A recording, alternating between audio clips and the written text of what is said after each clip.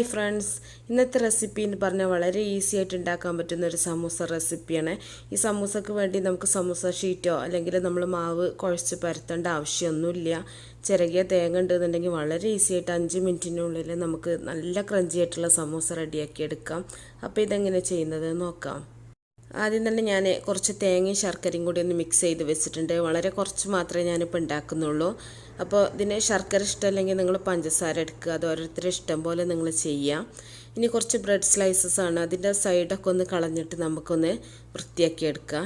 അപ്പോൾ ഞാൻ സൈഡൊക്കെ ഒന്ന് കട്ട് ചെയ്ത് വെച്ചിട്ടുണ്ട്. ആ സൈഡ് ഭാഗം കളയേണ്ട ആവശ്യമില്ല കേട്ടോ, അത് നമുക്ക് എടുത്ത് വെക്കാം.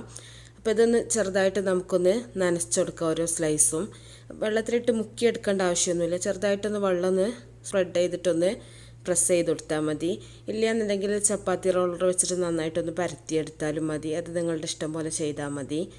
ഇനി ഇതിലേക്ക് നമ്മൾ റെഡിയാക്കി വെച്ചിട്ടുള്ള ഫില്ലിങ് വെച്ചിട്ട് ഓരോന്നായിട്ട് കോണായിട്ട് നമ്മൾ മടക്കിയെടുക്കുകയാണ് ചെയ്യുന്നത്. വളരെ ഈസി ആയിട്ട് ചെയ്യാൻ പറ്റും കേട്ടോ.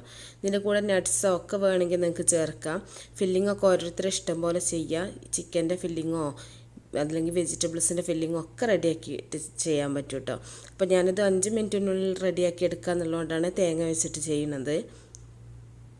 അപ്പോൾ പെട്ടെന്നൊരു ഗസ്റ്റൊക്കെ വരുന്ന സമയത്ത് ബ്രെഡും തേങ്ങയൊക്കെ നമ്മുടെ വീട്ടിൽ തന്നെ ഉണ്ടെന്നുണ്ടെങ്കിൽ പെട്ടെന്നൊക്കെ നമുക്കൊരു സ്നാക്കൊക്കെ ആക്കിയിട്ട് എടുക്കാൻ പറ്റും.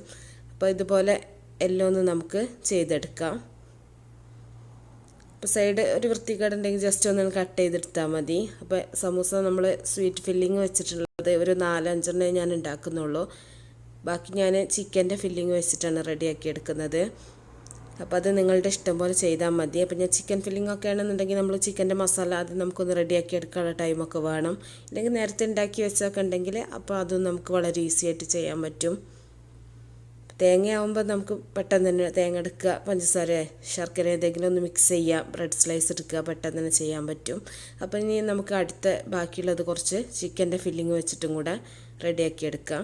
ഇതിപ്പോൾ ഞാൻ ചിക്കന് ഉള്ളി ഒന്ന് വഴറ്റിയിട്ട് ചിക്കനൊന്ന് മിക്സ് ചെയ്തിട്ട് കുറച്ച് പച്ചമുളക്, ഇഞ്ചി, അതുപോലെ മല്ലിയില, കുരുമുളക് ഇത്രയും ഇട്ടിട്ട് ചെയ്തിട്ടുള്ളതാണ് കേട്ടോ. മസാലയൊക്കെ നിങ്ങളുടെ ഇഷ്ടം പോലെ ചെയ്താൽ മതി. അപ്പോൾ അതും നമുക്ക് വെച്ചിട്ട് നേരത്തെ ചെയ്ത പോലെ തന്നെ നന്നായിട്ട് മടക്കിയിട്ട് നന്നായിട്ടൊന്ന് പ്രസ് ചെയ്ത് കൊടുക്കുക.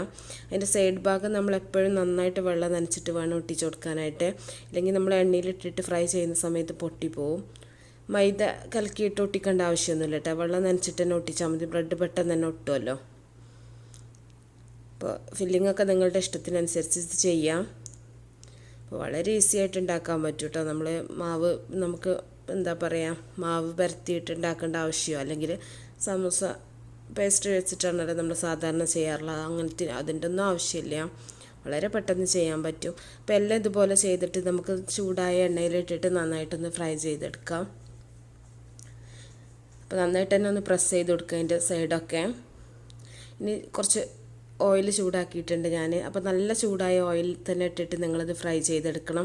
ഇല്ലെങ്കിൽ ബ്രെഡ് ആയത് കാരണം തന്നെ പെട്ടെന്ന് നല്ലോണം എണ്ണ കുടിക്കും കേട്ടോ. അപ്പോൾ എണ്ണ നല്ലോണം ചൂടായിട്ട് പെട്ടെന്ന് ഓരോന്നായിട്ട് നമുക്ക് ചുട്ടെടുക്കാൻ പറ്റും. ഒരു ഭാഗം പെട്ടെന്ന് തന്നെ റെഡിയാവും. ആ സമയത്ത് തന്നെ നമുക്ക് തിരിച്ചിട്ടിട്ട് 2 ഭാഗം മൊരിയുന്ന സമയത്ത് നന്നായിട്ട് കോരി മാറ്റുക. എന്നിട്ടൊരു ടിഷ്യൂ പേപ്പറിൽ ഇട്ടിട്ട് വെച്ചാൽ മതി. അപ്പോൾ ബാക്കിയുള്ള എണ്ണയൊക്കെ ടിഷ്യൂവിൽ അബ്സോർബ് ആയിക്കോളും. അപ്പോൾ അതുപോലെ നമുക്ക് എല്ലാം ഒന്ന് ഫ്രൈ ചെയ്തെടുക്കാം. നല്ല ക്രിസ്പി ആയിട്ടുള്ള നല്ല ക്രഞ്ചി ആയിട്ടുള്ള ഒരു സമൂസയാണ് കേട്ടോ. നല്ല ടേസ്റ്റുമാണ് കഴിക്കാനായിട്ട്. അപ്പോൾ എണ്ണ കുടിക്കുന്ന കാര്യം മാത്രം ശ്രദ്ധിക്കുക. നന്നായിട്ട് ചൂടായിട്ട് മാത്രം എണ്ണയിലിട്ടിട്ട് ഫ്രൈ ചെയ്തെടുക്കുക. ഇത് നമുക്ക് ഷാലോ ഫ്രൈ ചെയ്തിട്ടും എടുക്കുക. ഇങ്ങനെ ഡീപ്പ് ഫ്രൈ അല്ലാണ്ട് കുറച്ച് ഓയിൽ വെച്ചിട്ട് പാനിൽ അങ്ങനെ നമുക്ക് ഫ്രൈ ചെയ്തെടുക്കാൻ പറ്റും. അപ്പോൾ എല്ലാവരും ഉണ്ടാക്കി നോക്കിയിട്ട് നിങ്ങളുടെ ഫീഡ്ബാക്കൊക്കെ അറിയിക്കുക. എന്നിട്ട് നിങ്ങൾക്ക് ഇഷ്ടമാണെങ്കിൽ ലൈക്ക് ചെയ്യുക. അതുപോലെ നിങ്ങൾ ചാനൽ സബ്സ്ക്രൈബ് ചെയ്യാൻ മറക്കരുത്. അപ്പോൾ അതിൻ്റെ കൂടെയുള്ള ബെൽ ബട്ടണും കൂടെ നിങ്ങൾ ക്ലിക്ക് ചെയ്യുക. അതുപോലെ നിങ്ങൾക്ക് ഇഷ്ടപ്പെട്ടാൽ ഷെയർ ചെയ്യുക. അപ്പോൾ നല്ല റെസിപ്പികളൊക്കെ ആയിട്ട് അടുത്തൊരു വീഡിയോയിൽ കാണാം. Okay, by.